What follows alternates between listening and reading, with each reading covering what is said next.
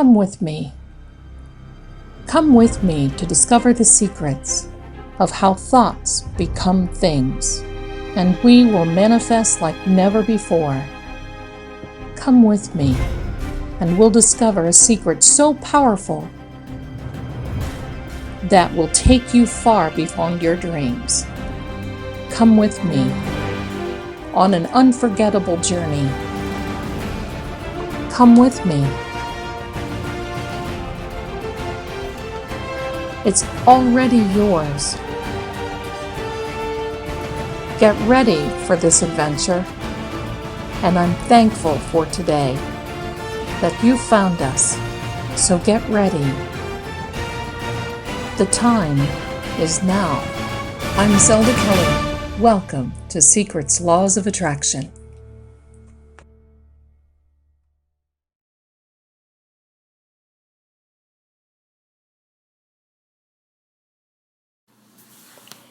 Hello everyone, and welcome back to Secrets, Laws of Attraction. I'm excited today to bring this message to you. By popular vote, we are talking about money. But before I get started, I want to give you a little disclaimer because it's a pretty day and the kitties are having a good time. So you may hear a little meow or a little bell or something going. And, once again, that's confirmation of the universe that kitties were meowing because of humans. So anyway, they're having a good time and I'm glad. And I know that I love my kitties just like you love your little fur babies. So without further ado, I'm going to bring you this message about money, but we're going to dig a little deeper than money. We're going to talk about words, sticks and stones, you know the gig. Sticks and stones may break my bones, but words will never hurt me. Boy, oh boy, that guy certainly didn't know what he was talking about, right? So, let's get started. And I, again, want to thank you. We are in December, just a few days before Christmas.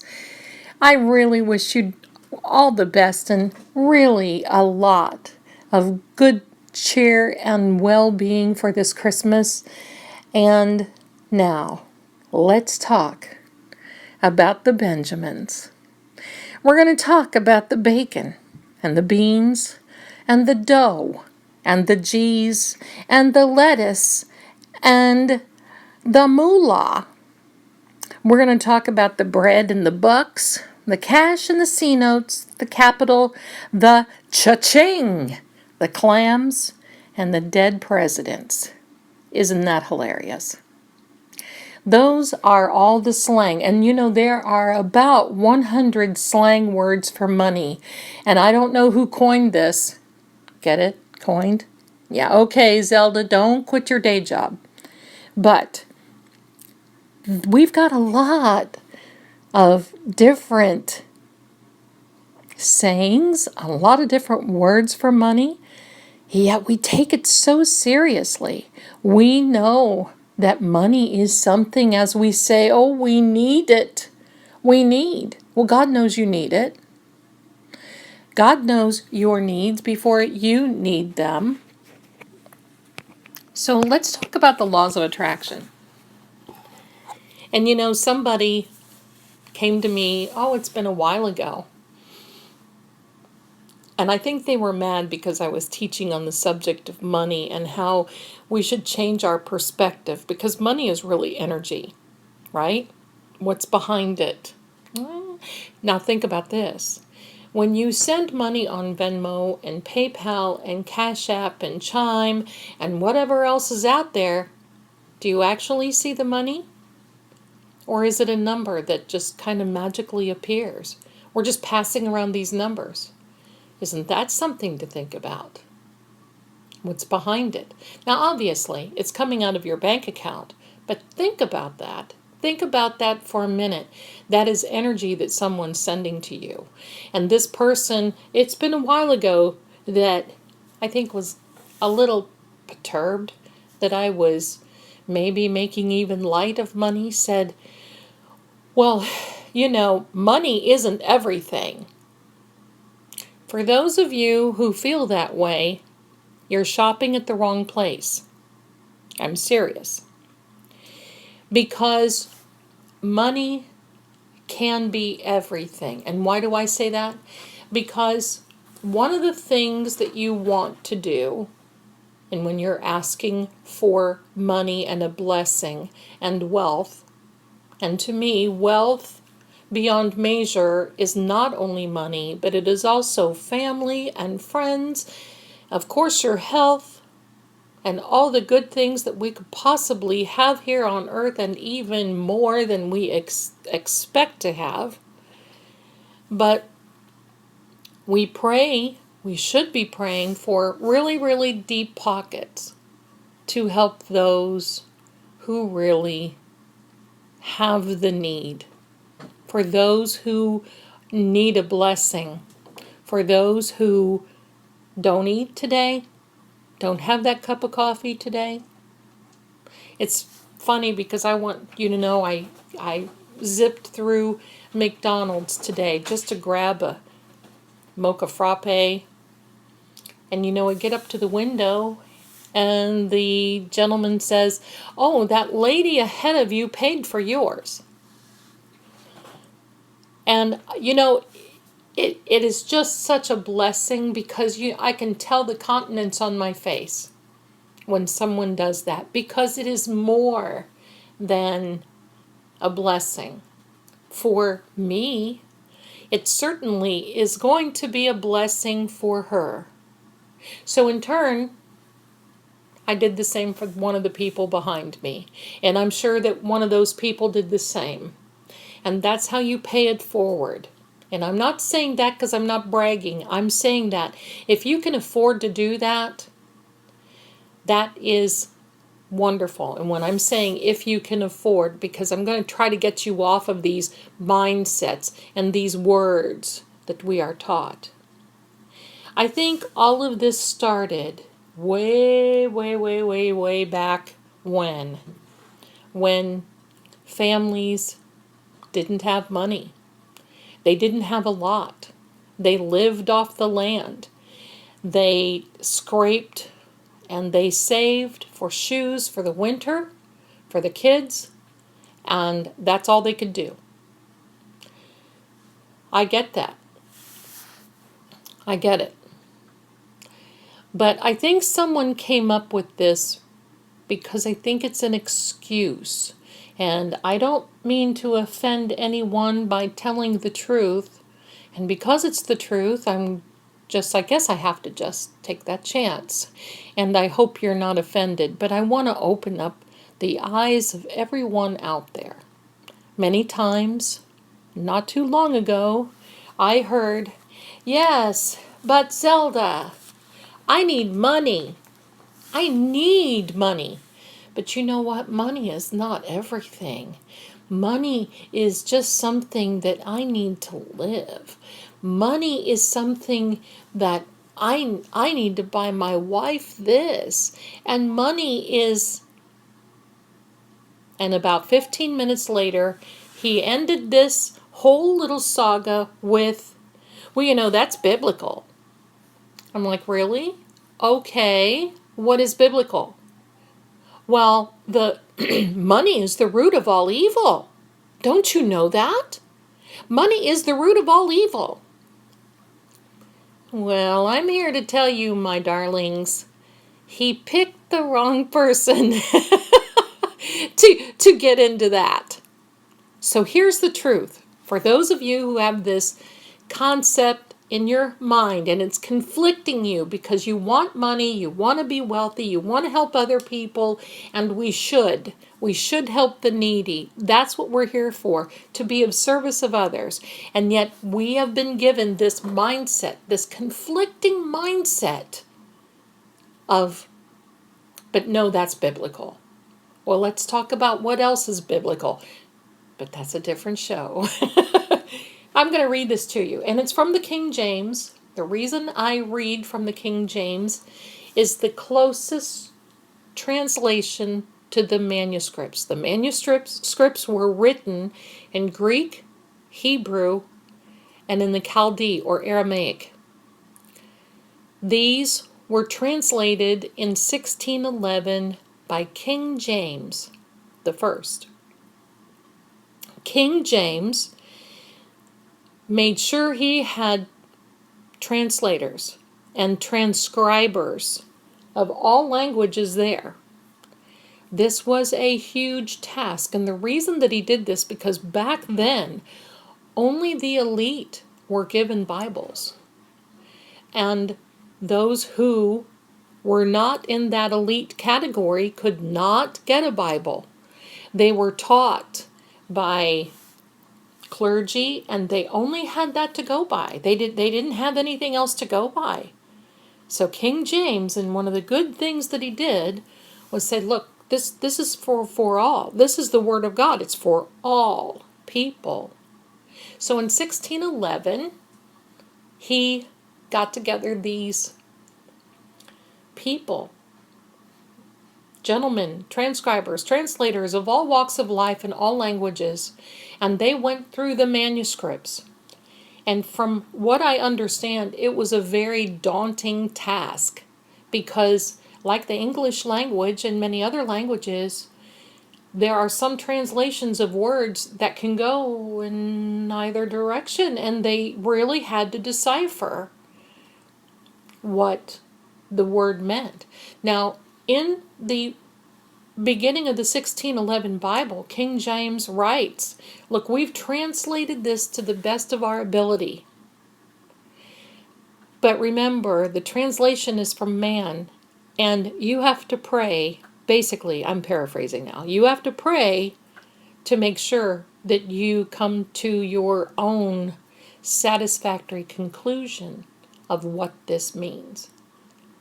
For those of you who are really interested, the 1611 Bible is still in print, and if you want to contact me, I can tell you where you can get a copy. Relatively, well, it's not expensive, but And for those of you who really want to read more on the subject, there's an excellent book called God's Secretaries, and it tells all about that, and you're going to love that if you'll take the time to read it. Because, we should be studying this. God, our source, our resource, gives us this love letter. He gives us a direction of what we are supposed to be doing in life. And yet we just, tra-la-la. We might hear it on Sunday, tra-la-la. And we should be digging in deep to understand how our minds are made. It's very, very important. And for those of you who say, well, Zelda. I did that in my best accent. Did you like that? Hello, Zelda. I cannot get past the these and the thous and the doth and the them and the thou and this and that and the other thing. Did they talk like that back then? No, they did not. They spoke in the dialect of where they were. All of those words, the these and the thous, came from the Old English, and that was the 1611 Bible. That's during the translation. All I can say is, look, pray about it, work through it, don't skim through it, work through it. God will be there. He is the resource. When you ask Him for help, He's there. He will open that door. He is the one who created the laws of attraction, the law of manifestation, the law of gravity. Now look, you trust Him in the law of gravity, right? You don't wake up every day and say, oh my gosh, am I going to fall off this earth or float into the cosmic unknown? No, you don't do that. You trust that the gravity is there. And you know what? Really, no one. It can be explained scientifically, but when you start thinking about this, it really is a lot for your mind to wrap around. How we just don't float off into the cosmic unknown. So we trust God. We trust Him as a resource and as a source. And He tells us all of these things that you're learning about relationship and money and attraction and manifestation, the laws of everything that is earth that we pay attention to. But there's also that law of an involuntary law. Those laws are your heart beats I can't even talk. Involuntarily. Your fingernails grow involuntarily. You don't sit there every day and say, you know what, fingernail, you need to grow, and I need this by Sunday night because I've got a date. No, actually, you just go get your nails done. And it's the same kind of little cheat thing we do with vision boards and the laws of attraction, and we do with the 369 manifestation, and we do with the water manifestation, and this and that and the other thing. And we're going to start getting into those. Those things are wonderful, but let's get back to the subject of hand. So I'm about to read you this translation of the King James Version of the money is the root of all evil. Now, I know for some of you, well, that's what my grandpa said, or that's what my grandma said. Well, that's what they said. God bless them. But let's ask what God has said about this. Let's get into the source. Let's tell Him, let's find out what He tells us. And it reads, and this is 1 Timothy chapter 6, verse 10. For the love of money is the root of all evil. Now I'm going to stop right there. For the love of money is the root of all evil, which while some coveted after, that means while some eat, breathe, drink, sleep, money, they have erred, mean they have committed an error. They have erred from the faith. They have walked away from the faith and pierced themselves through with many sorrows. That means they brought on their own trouble. So what this is telling you is, if you have a love of money and you kind of walk away from that walk in faith that you have of God, our source, our resource, our creator, then whatever comes your way is your own doing.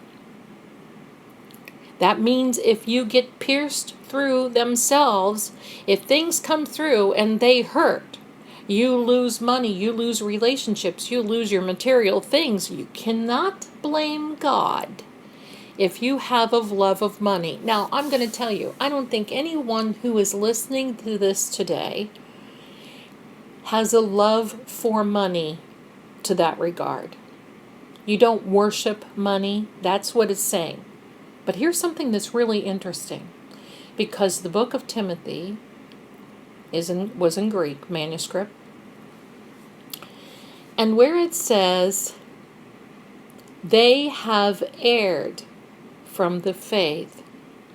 Now let me take this one step further and give you the Greek translation of those words. Have erred, that is spelled E-R-R-E-D, like in error, you've caused an error. In the Greek, that means were seduced. Let's read it that way. For the love of money is the root of all evil, which some coveted after. They have been seduced from the faith, pierced themselves through with many sorrows. You brought it on yourself. I don't know about you, but I certainly do not want to be seduced by money. And many are, and we have heard of that through history, how many are seduced by money. So let's hope that clears that up, because I do believe those mistranslations can form our new ways of thinking of how things are supposed to be. And it's not supposed to be that way. How many times have you heard when you're growing up or even now, wow, that guy is as rich as Rockefeller? Who do you think I am? Rockefeller? Or there goes Daddy Warbucks. There he goes. There goes Mr. Got Rocks. How about, well, money doesn't grow on trees. I'm broke and I can't pay.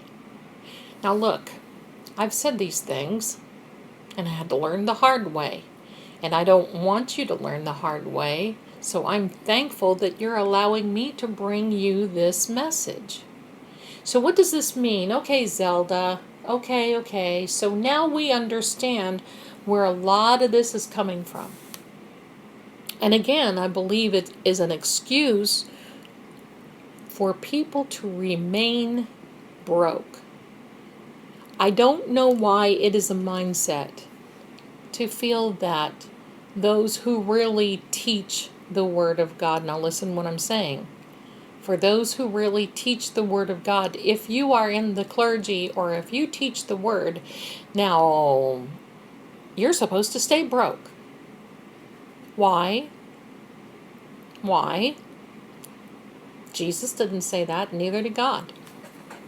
Why are you supposed to be broke to teach? Now, I'm also going to say this. You better have your wits about you if you're going to be teaching the Word and you're going to be thinking about how things are going for you. Because if your ministry makes a little bit of money, you just may be tempted. So you got to be careful, okay? But I got to say this. I truly do not believe that a minister or a pastor should be broke to teach the Word of God. Those who are truly teaching the Word. Why? That is one of the most important jobs in our lifetime, is teaching the true Word. So why do we want to keep that person broke? And then we wonder why we are having problems. I want you to think about these things. Now, how many times have you seen, and I'm just going to, I'm not going to get in there. We're not going to mention anybody's names. We're not going to do that because that's not what this is all about. But how many times have you seen some of the pastors that may be on TV and you see that they live and they're very well off? Okay. That should not be your problem. That's theirs if they got the funds in a wrong way. But if their congregation wants to keep them in a very good living arrangement and they agree to it, then why is it anyone else's business? If you don't agree to that, then don't give to that ministry. There, cut and dry, enough said, right? Because when we start judging others, what does that do? That forms that mindset in our subconscious, back there in that reticular activating system where we set that intent. Well, darn it, I don't want that person to be wealthy because he doesn't deserve it. So what if you had somebody around you? What if you had somebody around you that you were manifesting and working on your affirmations, and then all of a sudden you hear that somebody says about you, well, you don't deserve it. Really? That's why it's so important to keep this as a project you, to not tell anyone unless they are like-minded like you are. If you are in a group, and that's really a good thing to do, quite frankly, if you're in a group that you're working on manifestations and affirmations to bring in your attracted goal, then you should be gravitating to those people. You always, always should be hanging around those people who are not in a desperate situation. And that brings me to a story that I wanted to tell that I actually shared with a friend last night. I like to go to the casino. Now, I can control myself, and I win. Not always, but for the most part, I win. I learned a long time ago that if you go into a casino, now, first of all, here's a disclaimer. I'm not telling you to do that. I'm not telling you to go in there and that's going to be your source or your resource. I'm just merely telling you a story. I like to do it for the entertainment, and I also like to do it because I love to watch the people. And there's a lot of good energy there. Okay, so when I lived in Tennessee, I would go to Harrah's Cherokee Casino in North Carolina on the reservation, and it was very, very beautiful. And I was very blessed with my winnings. A group of us gals would go over, and we would go probably once a week, if not a little bit more. At that time when I was going a lot, they had a daycare in Harrah's. And my son would go to the daycare, and you could spend $5, 5 hours, and it was $5 an hour. And he had an absolute blast. Wasn't like he was crying and behind a cage and whatever. He had a blast. They had games, and they had someone there that played with him. Oh my goodness. He would just be so happy. So I had 5 hours to make bank, to make my cool ones, to make the bacon, and to make those beans and bread that I had to take home. So there were a lot of I was at that time in the mortgage business as well. There were some real estate ladies. There were a couple of other people that we would just all gather up and go. It was only an hour. We would love it. Now, this one lady, we loved her. She was fantastic. She was fantastic at her work, fantastic. But the moment that she got in the car, she would be crying. Oh, gosh. I love to go with you guys, but I shouldn't take the money to go. Oh my gosh, how am I going to pay my car insurance? I just know I'm going to get over here and blow everything that I've got. And I had to sneak this from my husband, because if he found out that I took this money to go down there, oh my goodness. Now, friends, this would be the whole bloody trip. We couldn't get a word in edgewise, and we would sit there and say, oh, that's okay, listen, you're going to win this time. And we would all try to encourage her, but we also would try to just say, hey, can you be a little quiet there? Because that will drain you of this real positive energy. Imagine, you've been around that, where you're all psyched up and ready to go, and then you have a Debbie Downer come in. Well, this would go on for an hour and an hour and an hour. We'd get up, and I always had my car valet parked. So we would pull up and get out of the valet. We would all have big smiles on our face, and we would look at her, and oh boy. It was very treacherous and very hard to be around. And we would walk in the front door, and as soon as she walked in the front door, she grabbed the cash that she had out of her handbag. She'd hold it up in the air, and she would say, "You may as well take it now. I'm here to make my donation. I'm here. Here, I just may as well throw it all now, because that's what's good it's going to do." And let the games begin.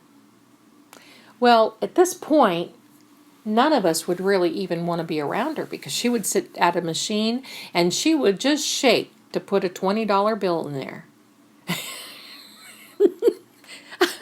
To think of it now, oh my Lord. And so she would shake, and she would hit the first button, and she would say, "Oh, I bet I bet too much on that one. Oh, nuts. Here, I need to lower my bet. I need to really push the, oh my, and she would just be going on and on. And finally, any of us that would be sitting near her would get up and move away, and we would just kind of look each other.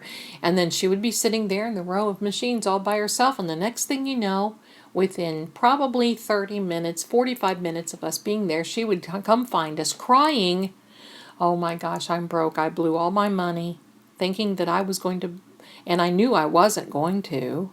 I just knew it. So I went to the ATM and I got more and I blew that, and now my husband, I bet you he's going to divorce me when I get home. Now I'm going to tell you what, this went on for quite some time, weeks, in 2 months. And while the rest of us were winning, she was going home broke, and then on the way home it would be, oh my gosh, you guys win. I should be hanging around you guys more. Oh my gosh, you guys are so lucky. What am I going to do? And it would almost make you feel guilty. So this one time when we dropped her off and said our goodbyes, I basically turned to these other ladies and I said, look, I love her, but I don't know about you, but if she gets invited the next time, I'm not going. If you guys want to go with her, that's all well and good. I'm not going. And we all agreed to not invite her again. Several reasons behind that. It was her mindset. It really drug the rest of us down that would go and expected to win. You see, you have to expect to win. You can't have this little thing gnawing in the back of your head. And you cannot take the rent money and your food money to go. Now, I'm going to tell you that right now. This is entertainment. And if you set aside some entertainment money, then okay. Let her rip, Tater Chip. But be responsible and walk out with the Benjamins. So, I'm telling you now all of this because what I want you to understand when it comes to money is that there's a space between your conscious and your subconscious mind. And that space is that filter. You can call it the reticular activating system if you want to, but there's that space. It's like a void, kind of. It's like a drift, kind of. But it's that space where all of those things get filtered into your subconscious, will move through that void and drift, and then go into your conscious mind. And that's how you get led into things. You can't get this money is the root of all evil mindset and expect to bring in any type of funds. I will tell you, do not waste your time. It will not happen. Now, what about these times when you do need? You do have a need. I can tell you, if you manifest it correctly, there will be those who come to your rescue. And I've had that happen to me. And when that happens, you make sure that you're grateful. You make sure that you respect them, and you make sure that you ask for a particular blessing for them. And then when you are able and capable, you make sure you take care of that person and pay them back as quickly as possible, and then some, because you will be blessed. You're going to hear another thing. It is better to give than to receive. Oh, yes. And you know, that's made a lot of us really not good receivers because it is very hard. We love to give, but it is very hard for us to receive. And I'm going to tell you what you do if someone gives you a money gift or a loan, and it's very hard for you to receive it, or you refuse, or you make a big deal of it, or whatever the case may be, is that you're messing up that other person's blessing. It's called the law, okay, here we go, the law of reciprocity. That means When you give in with a good heart, God pays you back 10 times. Now, I'm also going to say this. Don't be going out to give to get, because that's not how it works. You cannot do that. It will not work. And then you'll end up with zero in your hands and think, well, gee whiz, I gave there. Okay, Zelda said. No, Zelda didn't say. I'm telling you that if you give to someone and they receive it, and you have to receive it with a good heart, because you know what? That other person receives that blessing who gave it to you. Now, okay, they may not be blessed with money, but they may be blessed with opportunity. They may be blessed with other things.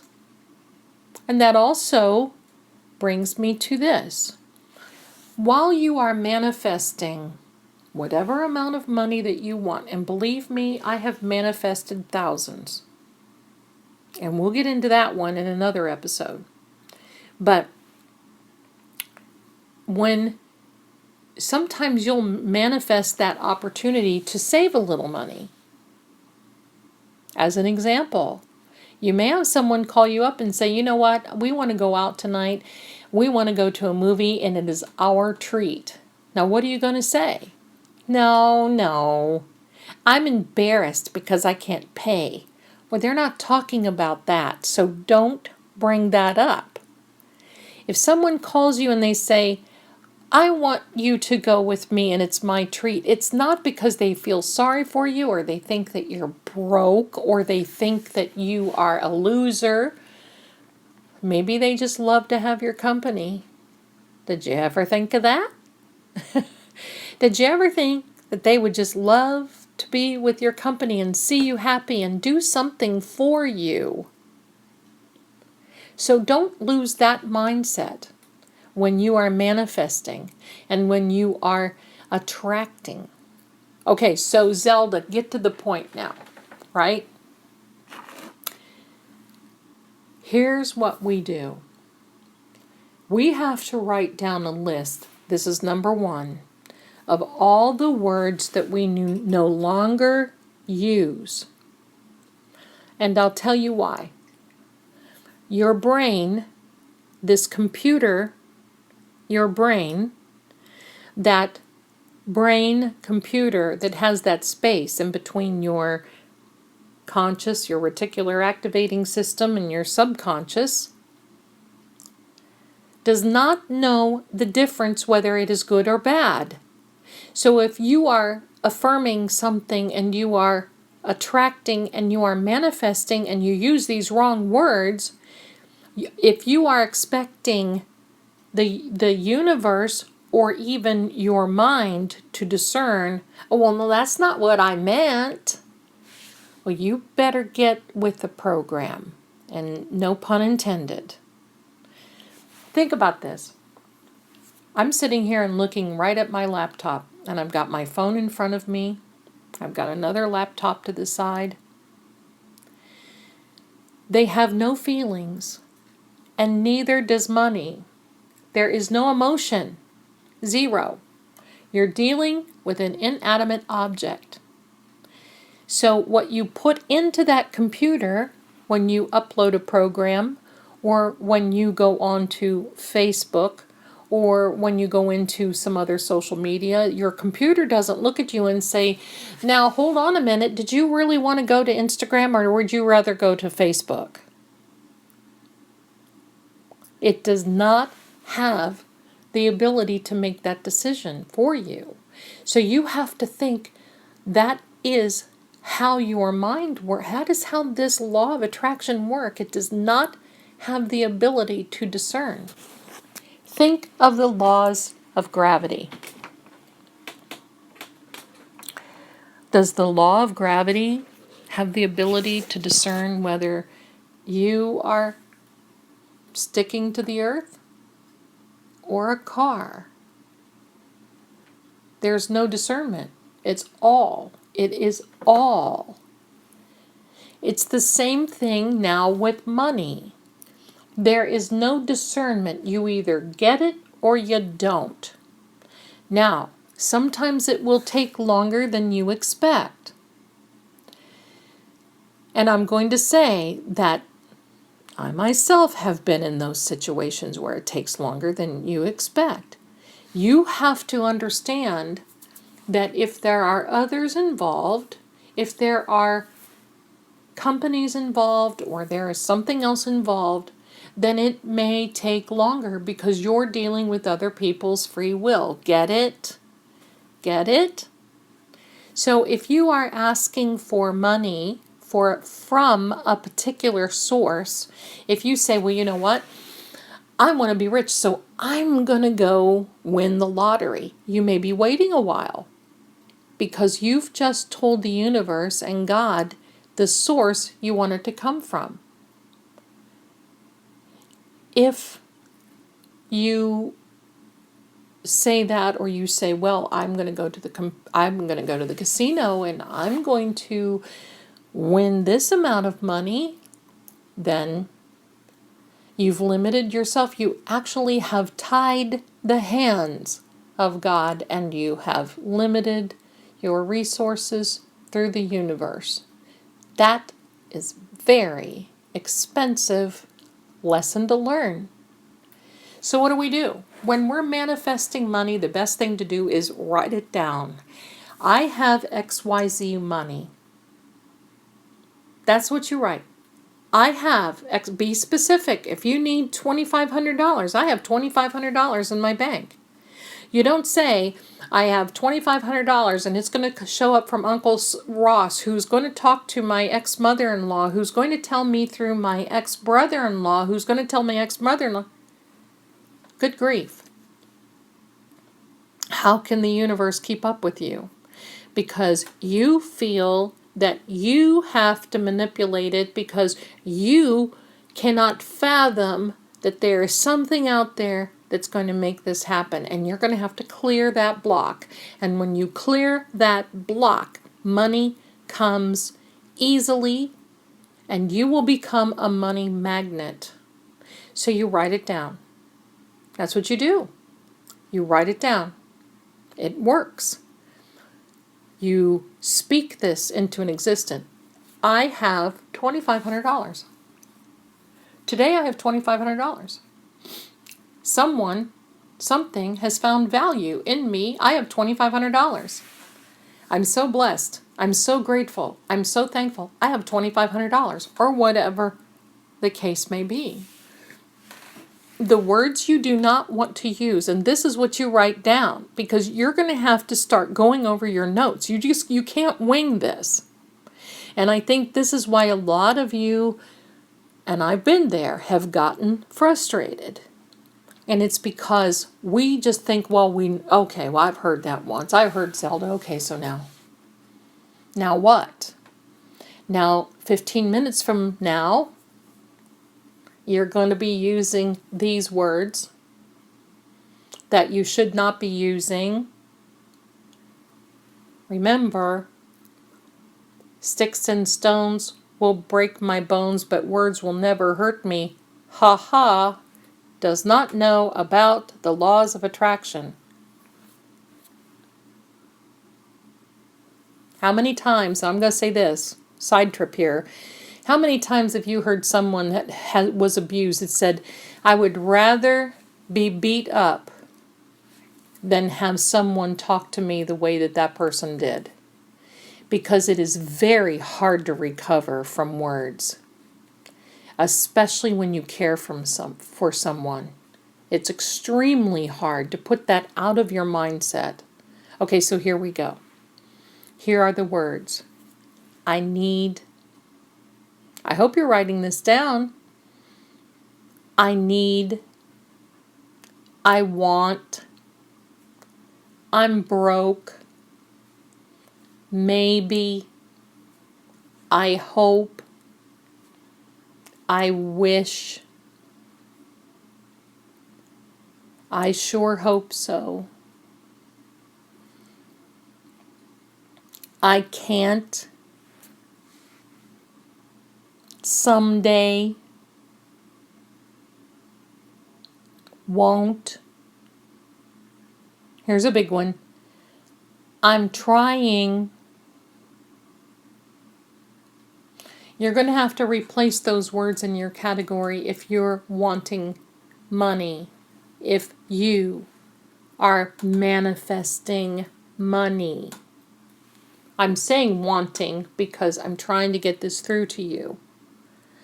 If you are attesting, affirming, attracting, and manifesting, those words will no longer be in your vocabulary and will no longer work, because you may as well just click the off button right now, and you may as well just say, well, I am happy to live my life the way it is.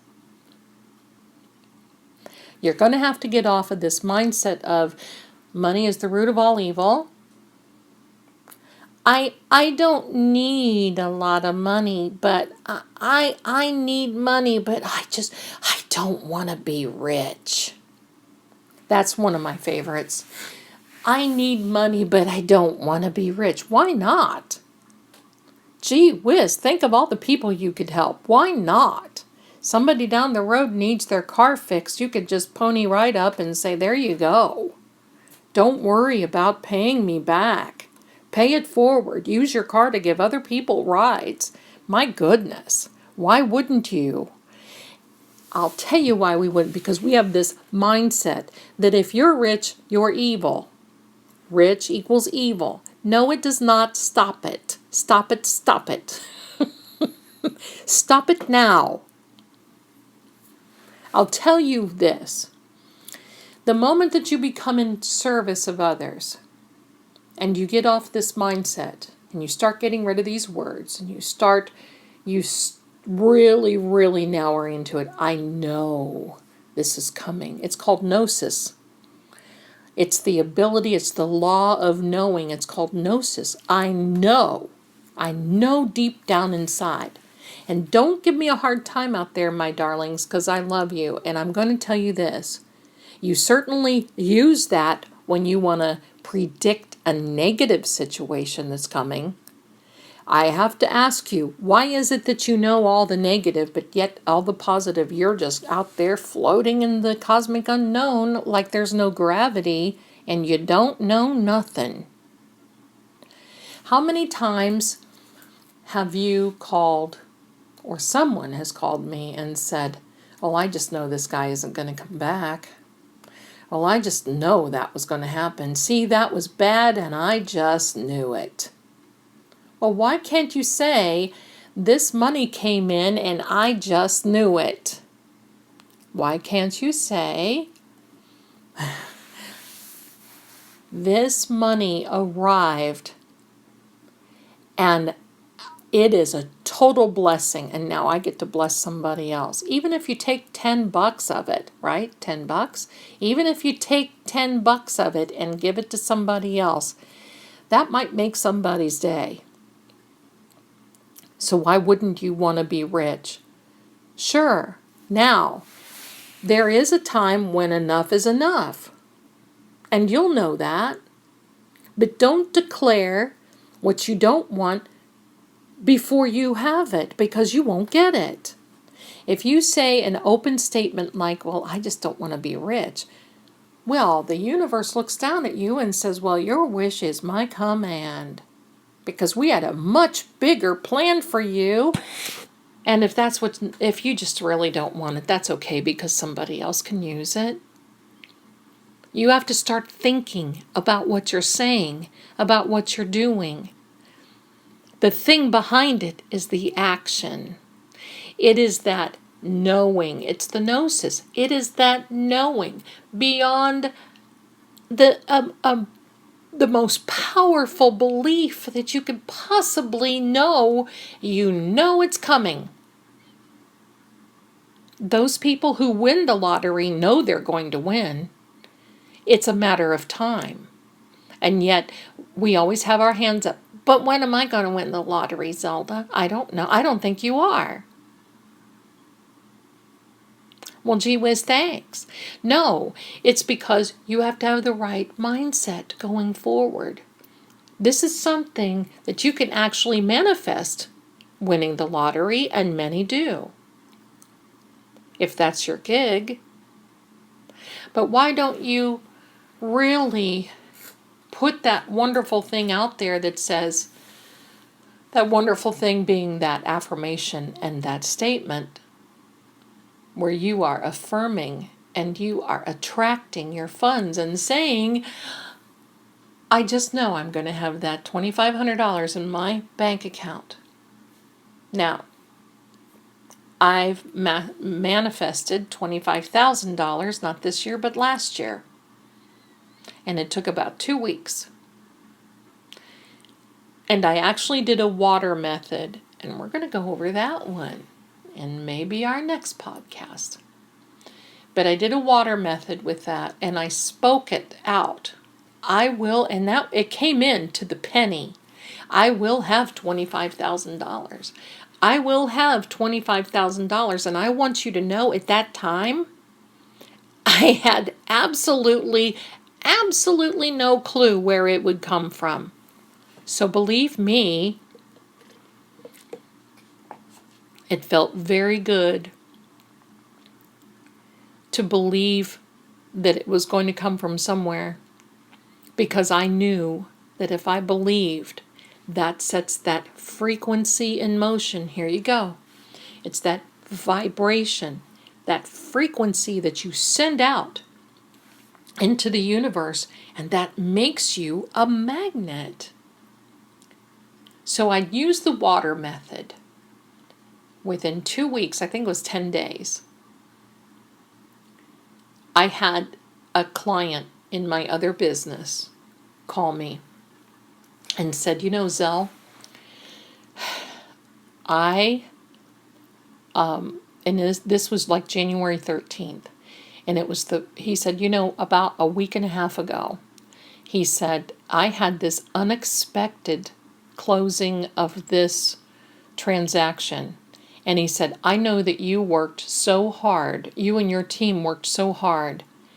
And I have had this on my heart.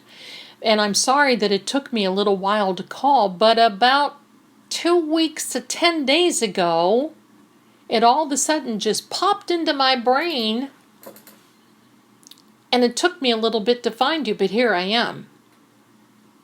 And I said, well, thank you very much. Thank you very much for thinking of me. And he said, that's fine.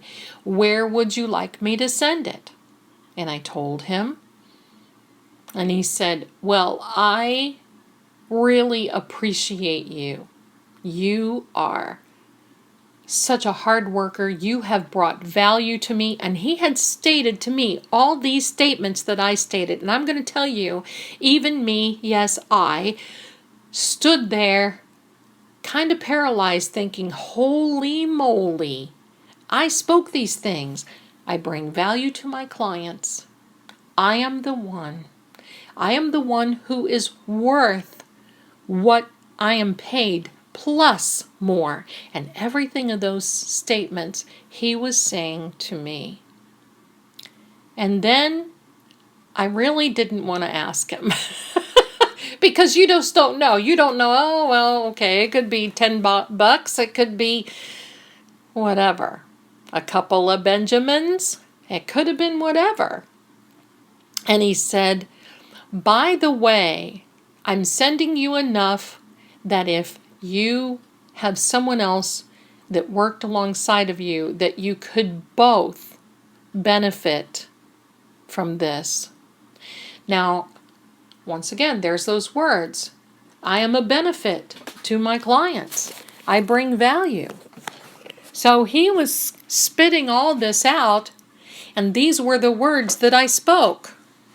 Now, this is probably one of the best examples that I can give you, because at that time, I just knew it was going to happen. I just didn't know how, but it didn't matter, because the how is not your business, and it's not mine either. It is none of your business how it comes about. So stop being a busybody. Stop it. I hope you're giggling, because if you know me, you know I love you and I'm not getting on you. So finally, because I didn't want for him to feel that I was ungrateful,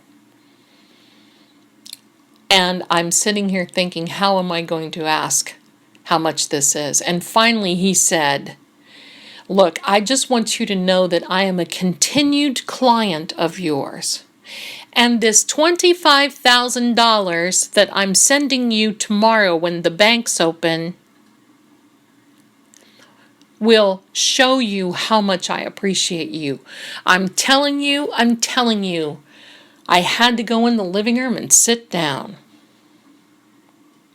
And you can believe thankfulness, tears of joy, gratefulness. And yes, I did split that with someone else that I was able to be a blessing for. That's what it's about. I could have been greedy and said, oh no, well, I'm going to 25 smackaroonies. I'm going to keep that for myself. I'm not sitting here and bragging, but you'll know when you get into this, it's not a brag. It's about having that money responsibility. So when you're in that mindset, my dear loves, you're not going to be in that mindset of, oh, I love money so much, I'm going to let it seduce me.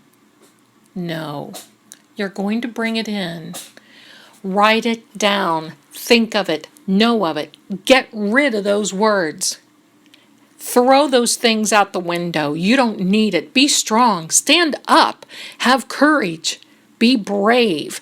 When you have something come to you that is a money issue and it throws you off guard, you stand in front of that and you say, that's fine. You will be taken care of. And then you start. And then you write it down and you say, this is how much I need. There, get it? Did you catch me? This is how much I believe, I know will come in. So remember, take that need, the want, the if, I'm trying, out of your vocabulary. There's no room for that. You can't be a hothouse lily. You can't fall away. You can't be a wuss. You just can't. You have to be strong. You have to know what you're doing, because when you know, it works. When you go out to your car to get into the drive to work in the morning, you know when you turn that key in the door, that is your car. You might be paying the bank for it, but it's your car. You know you're driving to work. You know. So when you are driving to work, I want you paying attention to the road and also saying, I know that Source is sending me money. It doesn't matter where it comes from. I'll have more than enough. Most of you, and this is the last little statement, and boy, this time has flown by, but I really hope you have learned, because through my mistakes, I really hope that I'm able to share with you. And you may have to listen to this a couple of times. Don't fall into those traps of, we don't see our way out of things, so we're just going to make an excuse and say the money is the root of all evil, or money doesn't grow on trees, or who do you think I am, Rockefeller? You're not going to fall into that. I like this one. It's just as easy to fall in love with a rich man as it is a poor one. We come up with these things to make excuses for our lack. Okay? A lot of us, a lot of you have debt. So what? You can climb out of it. I know people who do not have jobs who are able to make a living. And I'm going to leave you with this. My grandmother, the card reader, never had a job. Now, granted, she was a housewife and a mother, and that is a job. But I'm saying outside employment, where she would get up in the morning, go to work, and she was very wealthy. And I'm going to tell you, she never stole from anyone. She never did anything from anyone. But I'm going to tell you, I would be at her house, and she would go get the mail, and somebody would send her a check. Oh, here you go. I'm so happy that you gave me the color of those drapes that you put in. No kidding. I would just be amazed. And when my grandmother passed away, she was wealthy. She knew, and she passed it down the best she could. And I'm going to tell you, I have fallen in those traps of getting scared. Oh my gosh. But you know, when somebody comes to your rescue, and they have, and if you're listening, thank you out there. Because not you will be blessed, you are blessed. You are a blessing. And a blessing is getting ready to chase you down. When you start thinking that positive, wonderful affirmation, it will happen. So don't forget, my darlings, my loves, write it down, because you deserve to be wealthy. Don't give to get. But remember, God blesses those who are in service of Him. And when you have money, you can't help but give. Come on now. You don't fall into that trap of money is the root of all evil. Oh, hogwash, you do not. I know you. You would not be listening to this if that were the case. Okay, one more thing. Okay, so you can call me Zelda Colombo, right? One more thing. And this came to me, and I have to share it. And I've shared this in one of my other podcasts. When Solomon was about to be king. Now, Solomon was the son of King David. King David was getting old. He was going to pass the throne over to Solomon. Solomon went to God and he said, God, here I am. And God said, what is it that you want from me? Now I'm paraphrasing. Now, come on.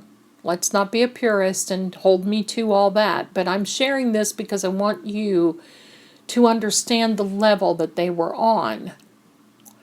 So Solomon went to God and said, I'm going to try to be the best. You know, God, my concern is the help that I need from you is that I want to be the best judge, the best king of Israel that I could ever be. Ever, ever. And God was so impressed by him. But God gave him wealth beyond measure. And it was because he wanted to be in service of others. Get it? So God will recognize that quality in you. And for those of you who want to tell me, well, Jesus wasn't wealthy. Oh, really? Jesus was born into a very wealthy family. His mother Mary had a brother, was Joseph of Arimathea, and he had 10 mines, and he was very wealthy. And if you ever wondered where Jesus went from the time that he was 12 until the time of 30, Joseph of Arimathea got him and took him with him to the mines, to the 10 mines, and he also shared the gospel there. They were very wealthy.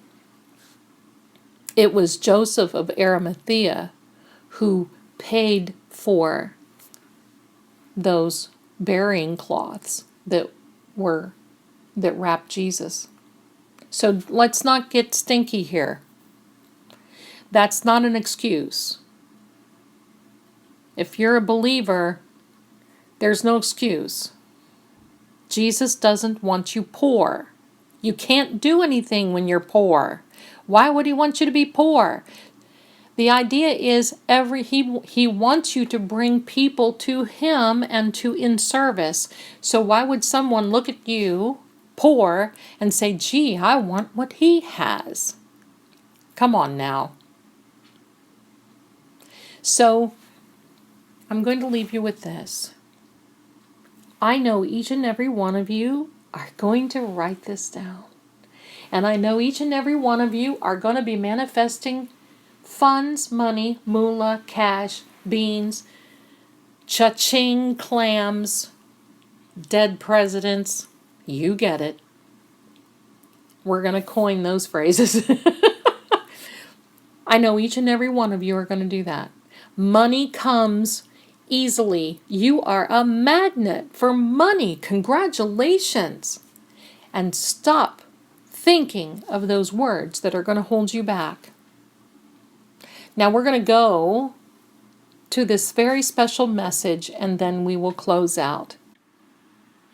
Hi everyone, and thank you so much for stopping by this episode of Secrets, Laws of Attraction. I'd like to take a minute and invite you over to our main website. That's www.psychicssecrets.com.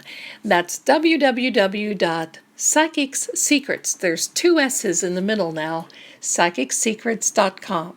You can find Secrets, Laws of Attraction there. Also, you can find our Secrets Mystery Manor.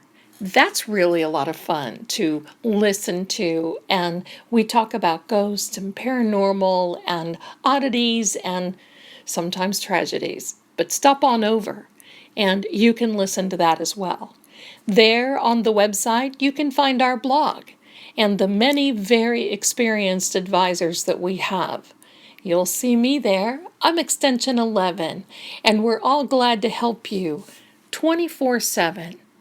You can chat, you can have a call, and you can even do a video call. And for first-time callers, we have a special, 30 minutes for $30. And you know we can get a lot accomplished in 30 minutes. So stop on over, say hello, and we'll be glad to help you and give you the guidance and direction that you deserve. In the meantime, thank you again so much for stopping by Secrets, Laws of Attraction. I'm your host, Zelda Kelly, and happy manifesting. Bye for now. I want to thank you for being so brave, heart, for being so blessed and so bold and so wonderful. And thank you so much for stopping in. I love you. You be well. You be well. Yeah, you too. And I will see you the next time on Secrets, Laws of Attraction. I'm your host with the most, Zelda Kelly. Bye for now and happy manifesting. Bye-bye.